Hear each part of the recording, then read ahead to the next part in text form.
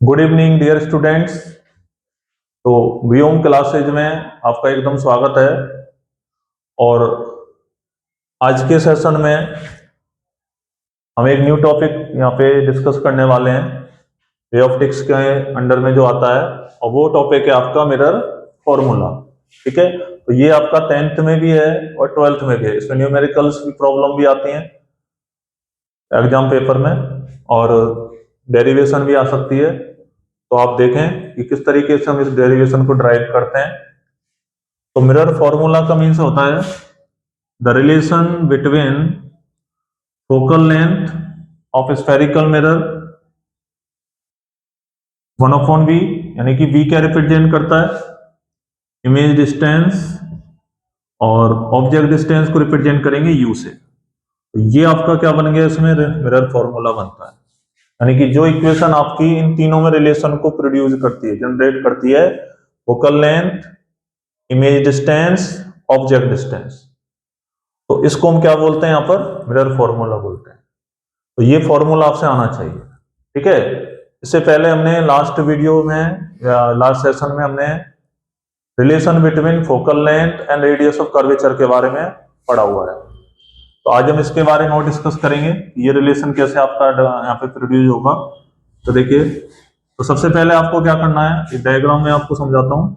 ये डायग्राम कि सपोज ये आपका क्या है, ये आपका है कॉनकेव मिरर। क्या है ये, कॉनकेव मिरर। कॉनकेव मिरर का ये वाला जो पॉइंट है, ये होता है पोल, और इस पोल से रे ऑफ जो आपका एक्सेस लाइन निकलता है, इसको हम बोलेंगे प्रिंसिपल एक्सेस। क्या बोलेंगे इसको, प्रिंसिपल एक्सेस। अब इसमें आपको करना क्या है, रूल्स आपको यूज करने हैं केवल, है ना। इस रिफ्लेक्टिंग सरफेस के सामने कोई ऑब्जेक्ट यहाँ पे रखा हुआ है, ठीक है, ये ऑब्जेक्ट है आपका ए बी, इसके जस्ट सामने, in front of reflecting surface of concave mirror. अब ये कंपलसरी कंडीशन होती है कि इमेज बनाने के लिए आपको क्या करना है, यहां से 2 रे ऑफ लाइट को पास करना कंपलसरी होता है। जब वो आफ्टर रिफ्लेक्शन कट करेंगी, एक दूसरे को इंटरसेक्ट करेंगी, तब आपका क्या बनेगा, इमेज प्रोड्यूस होता है। ठीक है, तो अकॉर्डिंग टू रूल्स, अगर रे ऑफ लाइट यहां से आप अप्लाई करेंगे पैरेलल टू प्रिंसिपल एक्सेस, तो ये पैरेलल टू प्रिंसिपल एक्शन हमने यहाँ पे इसको अप्लाई कर दिया इस तरीके से। ठीक है, ये इस प्रिंसिपल एक्सेस के क्या हो गया, पैरेलल हो गया। अब इस पॉइंट पर सपोज यहाँ पे वही एम पॉइंट हमने मान लिया, ये आपका पॉइंट पी है। आफ्टर रिफ्लेक्शन ये पर्टिकुलर एक पॉइंट से पास होगी, तो इस पॉइंट को हमने यहां से इसको पास कर दिया। तो ये वाला जो पॉइंट होता है वो होता है आपका फोकस पॉइंट। कौन सा पॉइंट होता है, फोकस पॉइंट। ये यहां से रिफ्लेक्ट हो गई आपकी। अब सेकंड रे ऑफ लाइट यहीं से आपको लें और इस पॉइंट पी पे अप्लाई करें, इंसिडेंट होगी, तो यहां पर ये इंसिडेंट हो गई।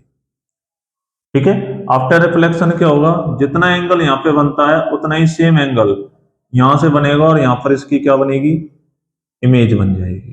तो ये इंटरसेक्शन हो रहा है ना इस पॉइंट पे, तो यहां इसकी क्या बन जाएगी, इमेज।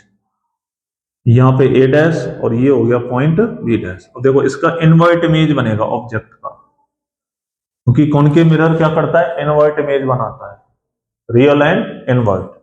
तो एरो की साइड ए है तो इसको ए डैश, ये बी है तो इसको बी डैश। तो इस तरीके से आप यहां पर इसको डायग्राम को कंप्लीट कर सकते हैं।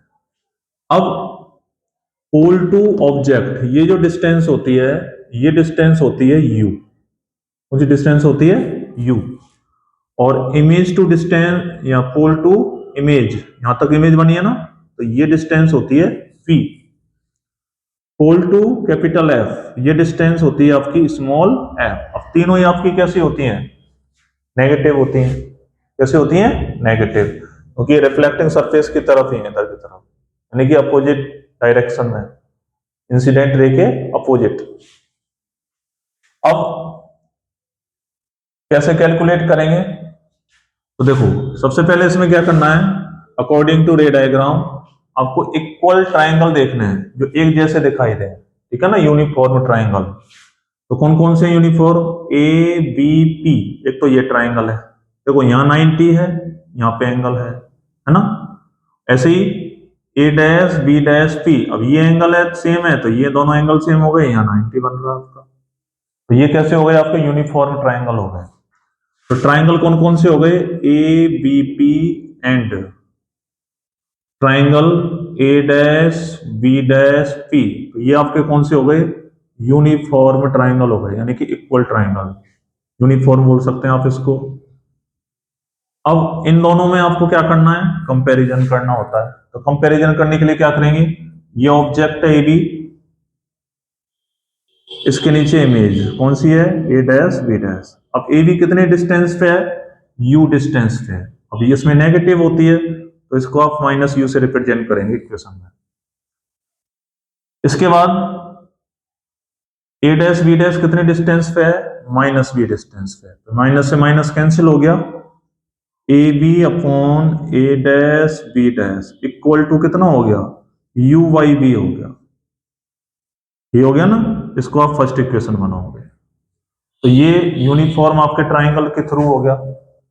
सेम ऐसे ही टू ट्राइंगल और हैं, दो इसमें जो यूनिफॉर्म है एक दूसरे से, यानी कि सेम है। कौन कौन से हैं देखिए, एक ट्राइंगल तो ये हो गया A dash B dash F, ठीक है। और एक आपका यहां से अगर यहाँ पे परपेंडिकुलर ड्रॉ किया जाए नियर टू पी, बिल्कुल यहाँ, तो ये ए बी जो है वो एम पी के क्या हो गया, पैरेलल है, इक्वल हो गया। तो यहां लिख सकते हैं एम पी का जो वैल्यू है वो ए बी के क्या हो गया, इक्वल है,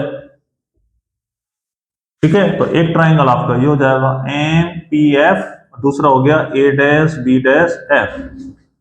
तो triangle M P F and triangle A dash B dash F, ठीक है।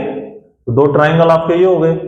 अब सेम जैसे इसमें वर्क किया है वैसे यहाँ पे वर्क करना पड़ेगा। जब तक आप इनकी प्रैक्टिस नहीं करोगे तब तक आपको ये नहीं आएगा। तो आपको नोटबुक पे इसको प्रैक्टिस करो ना, करना पड़ेगा, ठीक है ना। तभी आप इसको बार बार जब समझ के करोगे, कॉन्सेप्ट को क्लियर करके, तभी आपको ये प्रैक्टिस में आएगा, ठीक है। अब देखिए ये ट्राइंगल बात करें एमपी, ये भी के इक्वल हो गया तो इसको हम लिखेंगे एमपी। और इमेज कौन सी है आपकी, A dash B dash equal to P से एफ का डिस्टेंस कितना हो गया, यहां लिख देंगे पी एफ, अपॉन इमेज का कितना हो गया, पी से B dash, P to B dash. अब एम पी किसके इक्वल माना है, ए बी के। तो A B upon A dash B dash equal to P F upon P B dash. ये इक्वेशन बनी है ना आपकी। अब इसमें वैल्यू शिफ्ट कर देंगे तो देखिए, तो A B upon A dash B dash equal to P F कितना है, माइनस एफ के इक्वल, माइनस एफ। अब अपने पास सॉरी यहाँ पे पी बी डैश नहीं, ए बी डैश एफ आएगा इस ट्राइंगल के लिए, क्योंकि ए डैश बी डैश है ना, तो बी डैश एफ, ठीक है। अब बी डैश एफ का कोई भी यहाँ पे वैल्यू नहीं है अपने पास, तो ये हमें कैलकुलेट करना पड़ेगा। देखो तो बी डैश एफ हम कैसे कैलकुलेट करेंगे, B dash F equal to P B dash में से कौन सा वैल्यू माइनस करना पड़ेगा, पी एफ माइनस करना पड़ेगा, ठीक है। तो ये वाला डिस्टेंस आपके सामने मेजरमेंट हो जाएगा, ओके। ये वाला इस तरीके से करना है।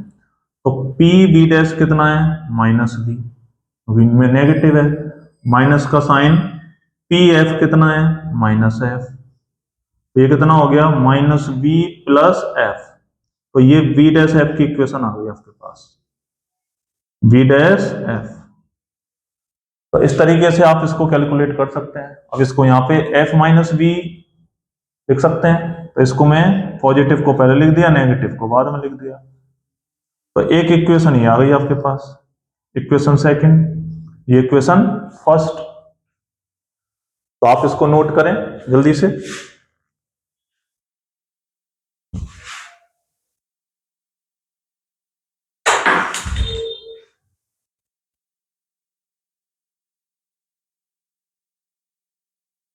अब इसका छोटा सा पार्ट और है, बस वो आपको कैलकुलेट करके बताना है और उसके बाद ये कंप्लीट हो जाएगी इक्वेशन। तो देखिए अब तो y equation first and second, यानी कि इन दोनों इक्वेशन देखो, ये भी लेफ्ट में A B upon A dash B dash है, ये भी है, इन दोनों को इक्वल कर दो तो ये हो जाएगा u upon v equal to minus F upon F minus B, यही होगा ना। अब इनका क्रॉस मल्टीप्लाई करो तो ये हो जाएगा u F minus V equal to minus F V, multiply करेंगे तो ये हो जाएगा U F minus U V equal to minus F V, equation number third. ठीक है, अब दोनों तरफ, दोनों लेफ्ट साइड और राइट साइड में यू वी एफ से क्या कर दो आप, डिवीजन कर दो, तो यू एफ में भी यू वी एफ से डिवीजन करेंगे, ठीक है, यू वी में भी यू वी एफ से डिवीजन कर देंगे रिलेशन को कैलकुलेट करने के लिए, और माइनस एफ वी में भी किसी डिवीजन करेंगे यू वी एफ से, क्योंकि तीनों में रिलेशन रिप्रेजेंट करता है ये। तो यू एफ से U F cancel, U V से U V cancel, F V से एफ वी कैंसिल, तो यहाँ पे क्या बचा, one upon B minus one upon F equal to minus one upon U. अब इसको ट्रांसफर कर लो तो ये रिलेशन आ जाएगा one upon F equal to one upon B plus one upon U. इस तरीके से ये आपका मिरर फॉर्मूला यहाँ पे ड्राइव हो गया। तो ये मिरर फॉर्मूला है और इस पे आपके काफी सारे न्यूमेरिकल्स बनते हैं। ठीक है, तो आपको याद रखना जब भी न्यूमेरिकल्स में वैल्यू आप शिफ्ट करेंगे तो जो इसके साइन है, ठीक है ना, उसके अकॉर्डिंग आपको वर्क करना है, अदरवाइज न्यूमेरिकल में प्रॉब्लम यानी कि वो रॉन्ग हो जाएगा।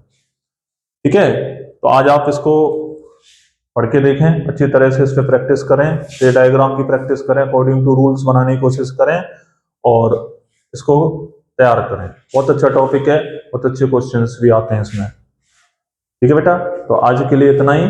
Thank you very much.